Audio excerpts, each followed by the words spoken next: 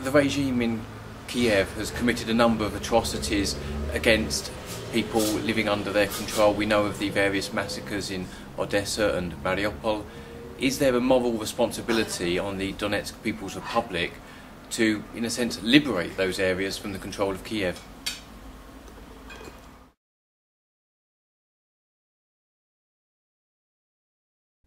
Mr. Kaufman, good evening. What has been the impact of the war on the peoples of Donetsk? Is the war continuing? Has it escalated? Ukrainians did not adhere to the terms of the Minsk agreement. Because of this, the amount of artillery fire, we have decided to return our weaponry to their positions. So if you get interested in the humanitarian side, Donetsk is somehow surviving, and those suburbs and outlying areas near the front have a lot of need for humanitarian help.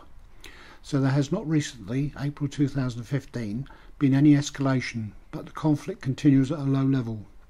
Earlier we were having a problem with mines in public places, especially schools and kindergartens, but now the situation is better. Does the Donetsk People's Republic have a dependency upon the government in Kiev? Donetsk dependency on Kiev. It depends what you mean by this. Dependency. We do not need transfers from Ukraine. We only need lifting of the blockade in order to allow Ukrainian goods to enter our territory and allow us to export our products. We cannot carry on normal trade as the new regime in Kiev does not allow us to conduct usual trade. We have a lot of relatives on the other side of the lines, but we cannot say we are dependent on Kiev for payment of pensions, for example, as we have started to pay these from our own funds. But Kiev now has 8 months of unpaid pensions. Kiev must pay this sooner or later. Can the Donetsk People's Republic be a viable self-governing state? Now we have Ukrainian blockade and consequent problems with trade with Russia. Russia needs to realise that any trade relationship between Russia and Ukraine is not a concern to us. So to support the build-up of trade with Russia, some time is needed. Will the Minsk peace agreement hold?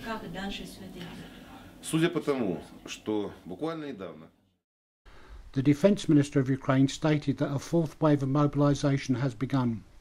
Heavy weaponry is moving up to the front, and also on the Ukraine side some foreign volunteers. There is a possible imminent hard escalation. In this we could compare Israel and Donetsk. Usually when Israel is attacked, Israel gets stronger and expands. Similarly, it will be here.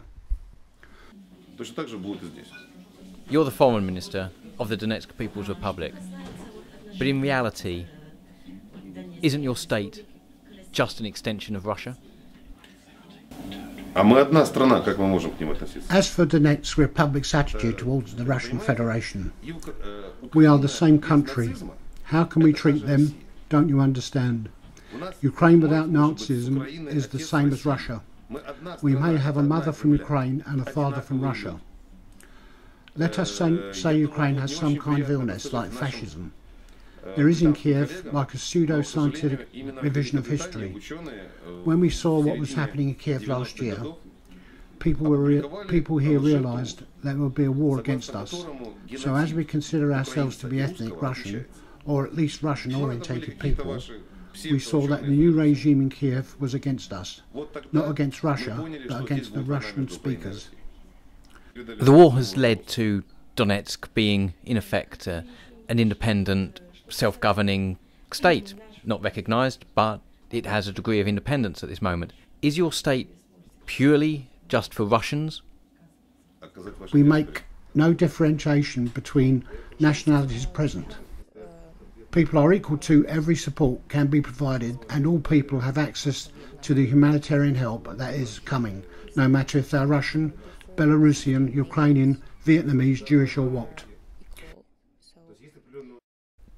Do you envisage any opportunities for the Donetsk People's Republic to rejoin the government of Ukraine and be part of Ukraine once again under Kiev? Is there an opportunity to rejoin with Kiev, Ukraine? If Kiev attacks us again, our army would not stop, so more likely that Kiev would be part of our territory. I'd like to ask you two main questions, really. One is about the future and one is about the past. If I could ask you first of all about the future.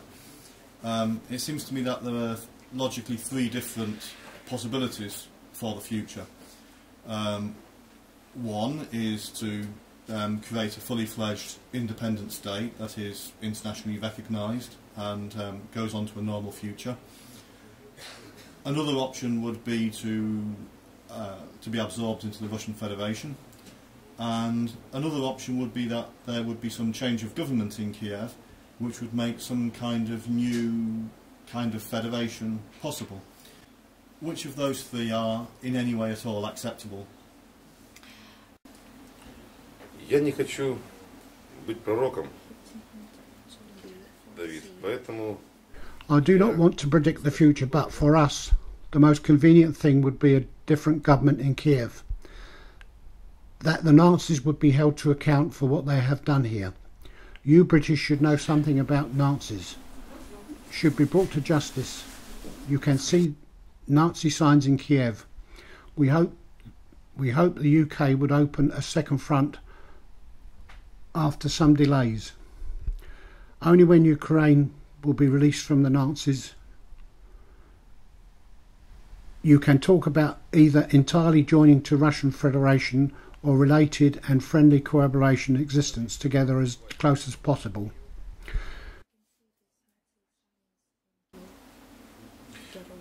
Второй вариант – это... The second option is independence for Donetsk and Luhansk republics, but in their full former borders.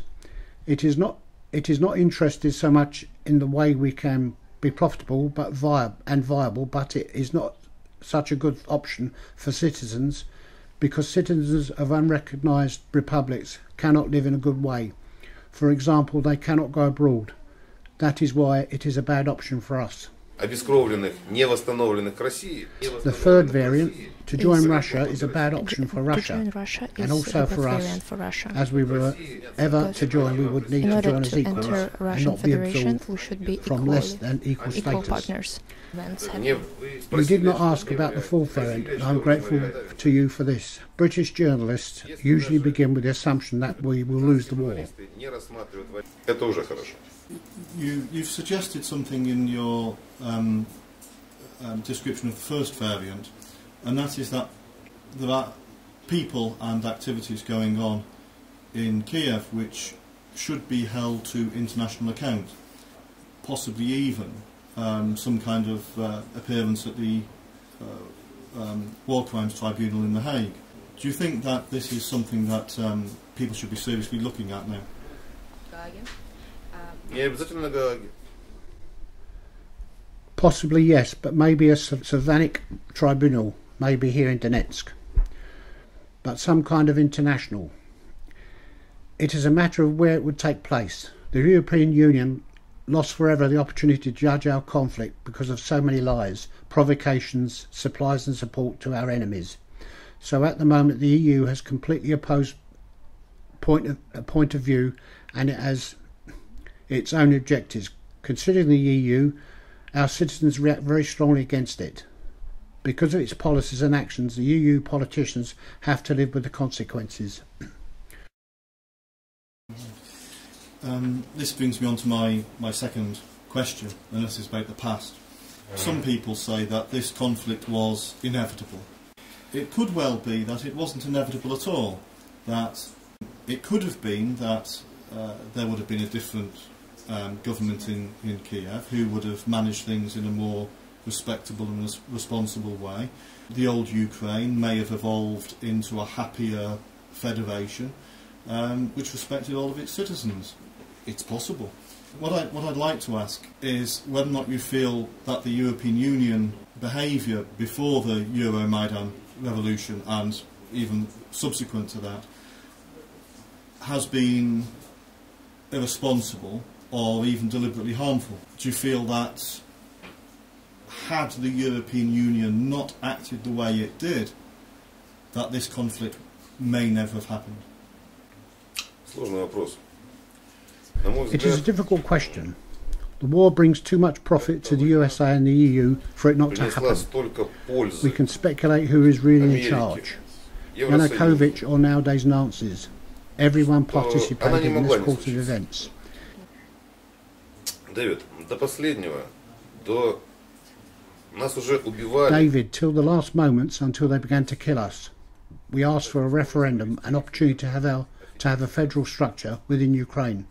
But when events occurred in Odessa, when more than 200 people died, more than 60 in Mariupol, and in the police department when the bombing of Sloviansk began, they started this war with batons, but soon began to use heavy artillery against us. Since then, many more have died. You have heard the proverb that an army can shoot only once on its own citizens. Next shot will be against the new nation. So after the use of artillery, the new nations of Donetsk and Luhansk are inevitable. In response to speculation about EU motivations, I would like to ask you which country suffered more economically. I emphasise economically in the Second World War. Экономически, я подчеркиваю. Пострадала в результате Второй мировой войны. Stalin famously said that the British contribution had been time, the American contribution had been money, and the Russian contribution had been blood. But I think that Britain paid most of all. Along with time, Britain lost its colonies, its navy, the prime position in the world, an empire in which the sun never set. Britain turned into the usual European country. Now it happens again. When EU begins to rise and goes away from USA, destabilisation appeared here, but it will cause some consequences to Europe. Look at the sanctions the EU imposes on Russia. They are emotional and will have bad consequences for Europe. Europe will suffer and destroy itself by fighting Russia, as it happened before. There will be suffering of money, not just time. USA will wage economic war against Russia, but with your resources and European Union resources. You know the proverb of the farmer who must knock in a nail. He keeps hold of the nail with his fingers. He may knock in the nail, but it will squash his fingers.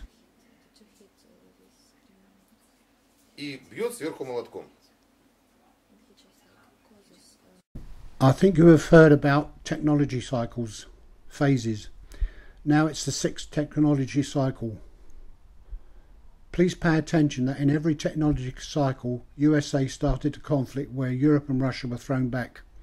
It was when the USSR collapsed, the war in Afghanistan, the Second World War, always Russia and Europe behind the USA. According to our economist opinion, for example, Mr. Sergei Glassiev, who I respect too much, now it's the 6th technology cycle. The USA tries again to intercept from Russia and Europe. Того же Глазьева, которого очень уважаю, экономиста. Many peoples in the Donbass region, in Donetsk region and Luhansk, do not accept the rule of Kiev. And when there was protests in, say for instance, Mariupol, which you referred to earlier, there were atrocities committed to reimpose the rule of the current regime in charge of Kiev. Is there a moral responsibility on the Donetsk People's Republic to expand its borders to, in a sense, liberate territory from the rule of Kiev and liberate those people that do not want to be dictated to by the current junta in charge in Kiev? Robert, there is a proverb: Europe barely understands that Ukraine lies and continue to believe. What can I say about it? I've just told that gentleman the finger will finish quicker than the now. It is a false opinion that Ukrainian citizens control their territories. They do not want this war. It is understandable. But after Kiev action, citizens of Ukraine hate the regime as much as we do. But since it started, and if it resumes, it will be full-scale war. It will be a full-scale war can be. Yep. These people refused from first days. It is not like territorial battalions, like Nazis, and the Nazis are like the National Guard. But as National Army of Ukraine is hardly enthusiastic. This is the reason for our victory, and there is an opportunity for peace. We show you our foreign volunteers. You have met Serbs, Germans, Czechnians, Israelis, yes, Russians, but from different countries, some Spanish and Italians. Ukraine does not show their foreign volunteers. Our volunteers are well known, but not on Ukraine's side. They are mercenaries for money. And this is why they are not shown. Graham Phillips, a British journalist working for Russia Today, does not carry a rifle, but tries to allow our side to be heard, and we consider he is fighting war with words. Кстати, если не секрет, а вы сами откуда? Англия, Шотландия, Ирландия, Уэльс? Вы сами? Лондон. Скажите, если бы... Where are you from in UK? Which region? Yes, I think David was born in Wales, like John Hughes, who founded Donetsk, but if Scotland had voted for independence last month, I think you would have been against this. But you would have taken arms and gone to kill these Scots or those Welsh, who vote to separate. This is the question we should put to the viewers. Why you English would not go and kill the Scots if they had voted in a referendum. We conducted referendum. More than 90% took part. This is the democratic way and not rifles and artillery. Это демократический, свободный путь. Он не заслуживает градов, ураганов, смерчей, ракетных обстрелов и автоматных очередей. What message do you have for the new British Prime Minister in the United Kingdom? What message would you like to give to the... Robert, what message? I would like to remind whoever wins your election what he is taught at school and what are the causes of fascism and Nazism and what are the effects. What is happening in Kiev is encouraging a revival of fascism in Europe, and he should withdraw. They should do whatever he can to stop it. People of Ukraine and army do not want this war, only Nazis do. The war also helps revive Nazis in Europe. The British should realise this. Like Churchill, open the second front so as Britain sees today problem reviving fascism in Europe, and should act now, and so not to see tragedy and loss. Britain lost 90% of its power in World War II, of its empire in World War II, repeated by making similar mistakes today. We do not want you to send tanks or rifles here, but to not support the regime in Kiev. When the FPO gained power in Austria, EU had actions against Austrian government, but there is a far worse regime in Kiev now, but no action by EU. I wonder why. Thank you so much. Thank you. Thank you. Okay.